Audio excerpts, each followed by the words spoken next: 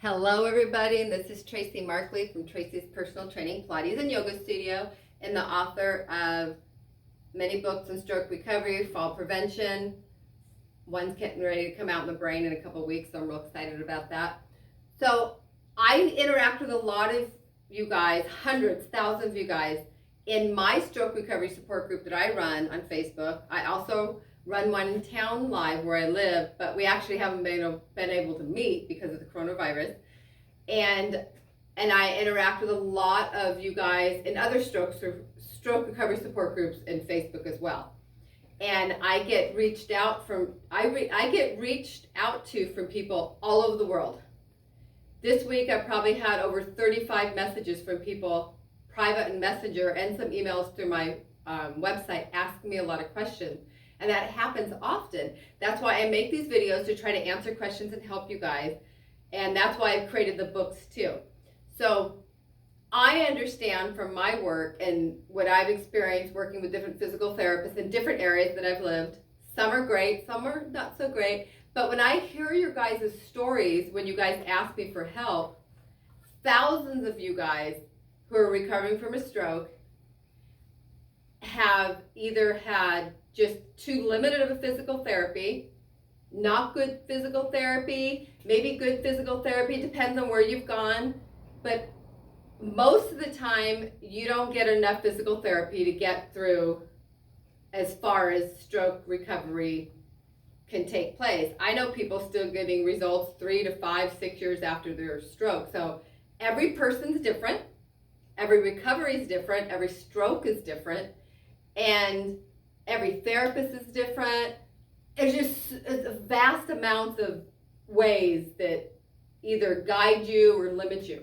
So what I've been asked a lot the last several weeks is talk about hyperextended knee.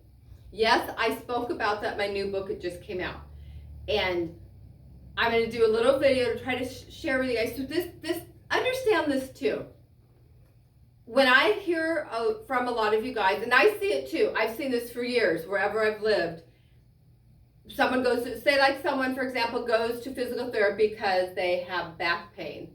Well, I may have clients with 6 different reasons they have back pain in areas, and they all come back with the same piece of paper with the same exercises to follow. And maybe some of those exercises work for some of the injuries, but it doesn't work for all of them. So what I hear from a lot of your stroke survivors in person and via around the world talking to me, people I've trained with via Zoom and read my books, and just people that reach out to me, is that they give a lot of cookie cutter programs. Like, here are 6 exercises, do these all the time, but it doesn't always fit everybody. I'm not putting therapists down, but what I'm trying to share with you guys, when I get reached out to and people want the exact exercises to fix something, it's kind of hard to give you exact exercises, because if it was that easy, the simple cookie cutter programs would work for everybody. So most of you have had some kind of interaction with me, watched my videos, read my books, talked to me in person, via Messenger, Facebook, whatever, we've interacted. Some of you may just be seeing me in a video for the first time. So let me explain again, and maybe a different way, why you can't just have, here's 3 exercises, 1, 2, 3, and it's gonna fix a hyperextended knee. Or I have a foot drop, follow these steps and you'll fix your foot drop. Because when you're trying to fix things, it doesn't just have to do with the part of the body you're trying to fix. So let's go over little things, and I do have another video, but I'll go over a little differently today. Okay, see this right here? I may cut off my head to show you. This is where you got the transverse abdominal, which is in here. Underneath that, you have this muscle. That's your psoas muscle. There's your pelvic floor. Here's your diaphragm. Okay, the psoas muscle, first of all, is one of the major hip flexors. It helps this movement. If you've seen my books and watched my videos, I talk about you need to open yourself up so that psoas is free to do its job, so you don't get up and try to walk like this, because you have to stand up tall. Okay, and you need the structure, you need the center structure strong, and there's a lot more muscles that I'm showing here. They're in my videos, they're in my books, I also have a stroke recovery and exercise course written for the fitness industry so fitness professionals can learn more, so we could, because we're trying to get more fitness professionals educated with stroke survivors so you guys have more variety of people to go out and get help with. So I'm doing my best to try to help you guys. Anyway, okay, let's say you have hyperextended knee. Often with hyperextended knee, the hips are kind of out like this too. This structure is not strong. So until the hips and the pelvic are stable, if you stand a lot and you're kind of like this, you're going right into the hyperextended knee. So this structure has to get strong. You have to get the pelvic and hips and core strong to keep these bones stable. Therefore now the knee joint can line up and you can start working on the exercises specifically at that area. If you're still having postural issues, or maybe you have lost spasticity, so you're pulled to one side, you can't just do the knee exercises, the different ones you see around on the internet or on pieces of paper, maybe the therapist gave you, or different things, because if you don't line that knee up first, you can't fix what's going on here. That's like when we talk about the rotator cuff. When people have rotator cuff injuries, remember, 4 muscles in the rotator cuff. 4 muscles make the rotator cuff. Someone's trying to, they're trying to do certain exercises, from their therapist or their trainer or whatever they're saying to fix the rotator cuff, but they're taking the shoulder joint and they're doing them here. Well, you're not going to fix it unless you're in good posture. You're not going to fix that knee or the turned out foot or the drop foot if this structure here isn't in some kind of stable position lined up for that to follow. So that is why maybe some of you search out exercises and you find that it worked for you. Well, you may not have had this structure challenge going on. So that you might have did a few exercises, oh, my foot's fixed, I did this. But what people are telling everybody is some people may have a stroke and they don't have this twist or the pull, or they don't have this going on with their leg. That comes from here. So if your foot's turned out, just doing exercises with your foot isn't gonna do it. You need the structure in your hip and pelvic lined up and your core. If you're twisted here, that psoas muscle is kind of rotated out to the side on one side and you're not working evenly. So you have one psoas facing forward, the other side this way, and you can't really get in a good walking position. You're not going to fix what's happening in the foot by starting at the foot. You have to fix here first, and then you can have it. It's like if you're building a house and you're putting windows and doors in, but if you don't get the ground, stable, the foundation of the house, when you put the windows in, things are going to shift, they're going to crack, and you're going to have a lot of issues of doors not shutting. So grounding the center of your body, the core of your body, so your upper body stays stable and your hips stay stable, will help you get to the point you can there work on your knee. So you have to go in steps. So when I'm working with someone in person, I can see more what they need to work on. When I work with people on Zoom, I can see it too. In person, I just see so much better. On Zoom, I can see things, but just answering clear, specific questions, I can do it a little bit, but it's just general because you have to go by your own situation. That is why every time you look at my videos, usually I have muscles I'm showing. If you look at my books, there's a chapter on anatomy, because this is the thing. If you understand where a muscle attaches, what's the purpose of that muscle, you therefore can find easier exercises to guide you because you have more knowledge of the mechanics and what's moving. I hope that's making sense. So when it comes to the hyperextended knee, what I do with my clients, and what I try to explain when I'm teaching in my education of the fitness industry people in my course and also in my books, is to get this structure first, then the knee's hyperextending, then you have to work on the next step of that. For instance, some clients, I have them leaning on a ball on the wall, and they go up and down in ball squats, and when they come up, instead of having that knee lock out, they have to work on controlling that knee and not letting it go back, taking control of the hyperextension. But you can't do exercises like that if your core is weak and you don't have balance and stability to do certain exercises. So that's why every person needs a little different instruction for it. It depends. Do you have a balance issue? Does your foot roll out? Do your toes curl up? Is your hip twisted out? Is your foot dragging? Can you bend your leg? Can you lift your leg? There's so many dynamics that are personally to each of you that needs to work through first before you can go to the next step. So when you guys are asking me questions and I feel bad, I can't just give you all the answers, because if you have a hyperextended knee, that might not get fixed to 6 months down the line because you have to work on this first. But then you might have a hyperextended knee and it can get fixed really quick because you don't have these issues. So I have dozens and dozens of exercises I do with people. I use bands, straps, anchor point training, Bosu balls, balance discs, pads. I have bars on my wall. I try to make the video so you can see my bar. In my video, the last couple of videos, I talked about having the safety of a bar to hold on to. It can help you stand up, help you work with your squats, have you work while you're walking back and forth.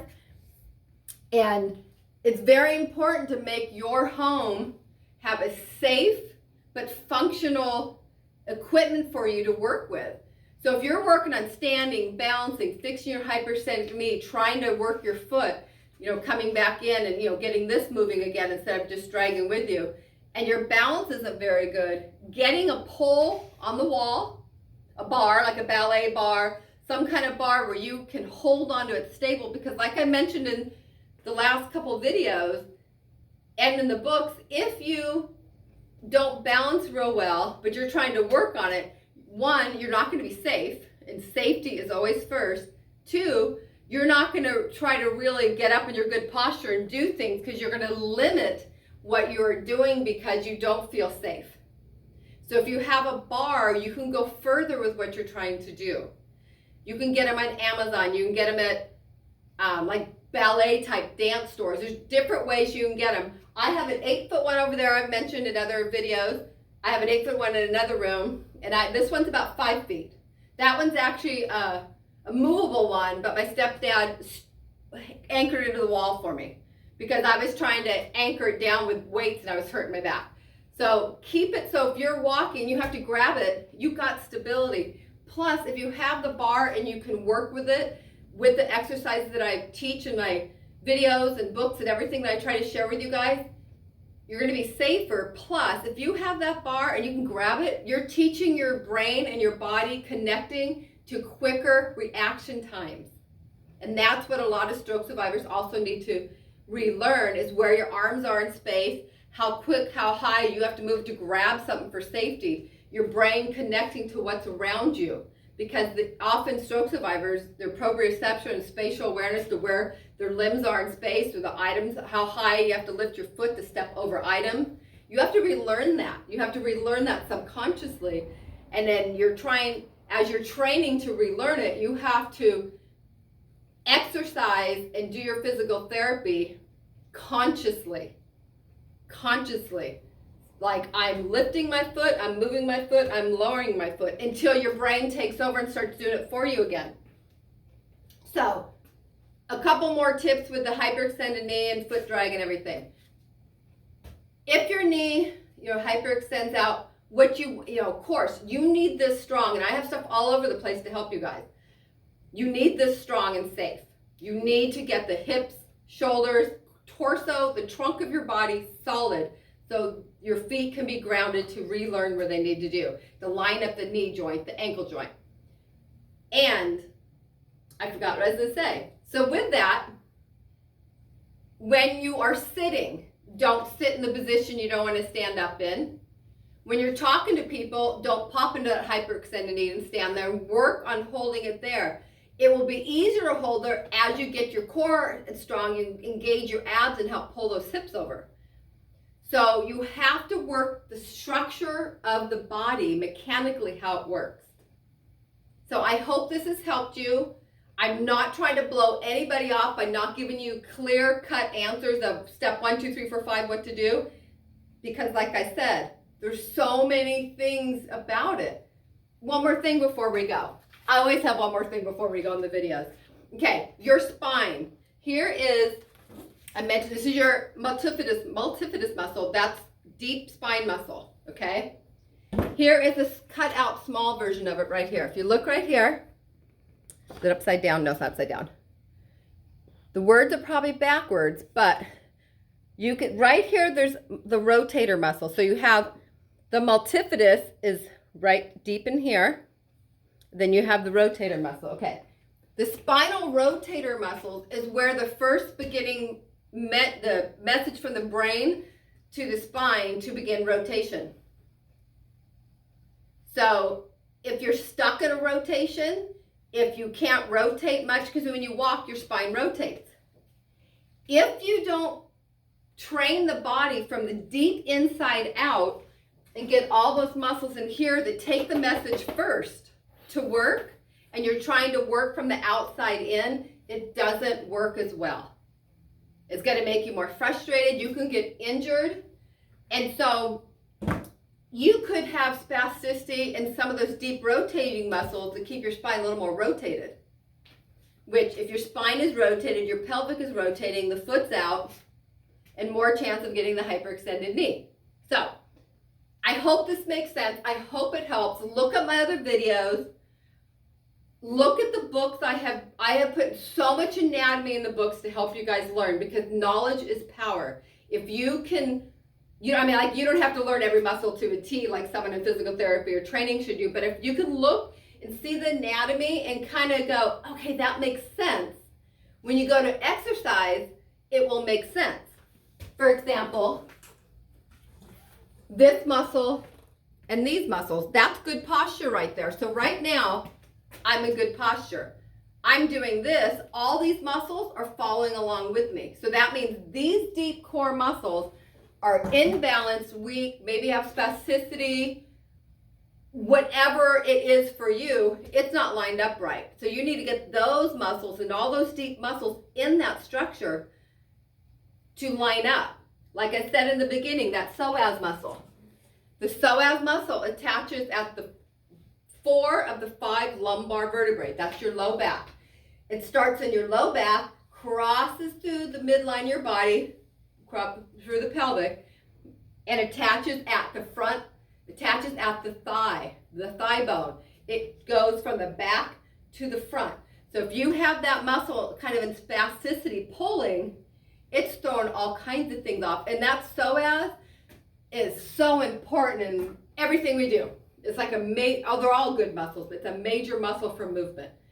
So I hope this gives you some kind of more awareness to help with the foot drop, the hyperextended knee, the foot turning out, the foot drag, or drop foot. It's called foot drop, drop foot. I heard it said in all different ways. And also, if you have the AFOs, they are great to a point. I'm not telling you guys to take them off. You follow your therapist, you follow your doctors, you follow your gut. You stay safe first. But sometimes the AFOs, all the muscles that would do the job the AFO is doing cannot get stronger if you're wearing it.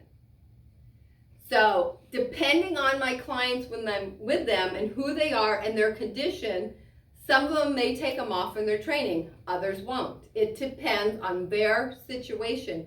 And the more you learn your body and understand movement and know your safety and your surroundings, you can guide yourself better. Or your caregivers, or your family, your husbands, wives, sisters, brothers, if you're fortunate enough to have someone with you. Some of you guys don't. I know that. I would probably be alone if I had it, because I don't have a spouse right now. So I know that feeling. So if you're fortunate to have someone with you, you can have them help you with things too.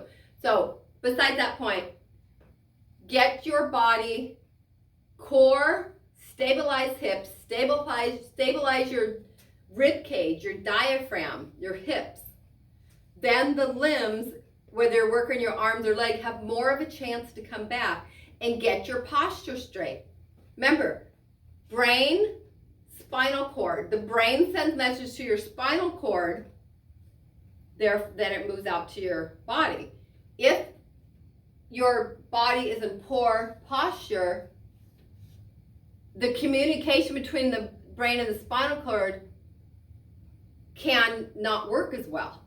It gets compromised because the spinal cord's twisted like that too. You want to get up tall. So work from the inside out. Think of babies, like I say this and everything, when the babies learn to walk, they're not trying to walk with their feet. They're standing, holding on to something and trying to learn to stand from their core. They're building their body naturally, going from the brain to the core to the limbs. I feel when I work with clients, and I've seen with my clients and my clients that need to work on fall prevention, or even if I work with teenagers or kids that feel like they're uncoordinated physically, begin from the inside, reprogram the brain connecting here to your limbs, the natural way the body works. I feel you will have better chance of more recovery than trying to work with your feet when you still have poor posture and you're trying to make your feet work and exercise if you're not doing anything else. So in my videos, in my books, when I talk about doing exercises to bring this leg in, that will stabilize your knee. And that's sitting in the ball, squeezing the ball. I have them, they're all over if you look at my stuff. And so good luck. I hope this helped. I know I jump all over the place with stuff, but you know what? What does a stroke do? It's all over the place. That's why when you, most of the time, it's not just an easy fix to the physical part of your stroke recovery. Sometimes it is. It depends on each case. But stroke recovery is kind of mixed up because you may be going, oh, my finger's coming back. Well, you've been working on something else. Or your leg all of a sudden feels better. Some people just spontaneously, things just start getting better and they didn't do much for it. And that is actually a different diagnosis. It's called spontaneous, I forget what it's called. It's a healing thing that some people just do with a stroke. A lot of the recovery you don't have any control of, but some you do. Knowledge is power. Take advantage of the education out there. Take advantage. You guys are in my group. I think there's almost 3,500 people in the stroke recovery group I run. I put free videos up all the time. I'm posting muscles and I'm trying to educate yourself, but the books are more thorough. There's a lot of stuff in there. If I had to do a video on the whole anatomy of the body, it would take weeks and weeks and weeks and weeks because there's so many muscles in the body that are so important that do so many things. So I hope this helps. This time I'm done. I said that before, but good luck. I try to answer your questions for you. Learn, take advantage of what I have out there for you. Be good to yourself, drink your water, eat well, and learn your body. Strengthen that core. Have a good day, you guys.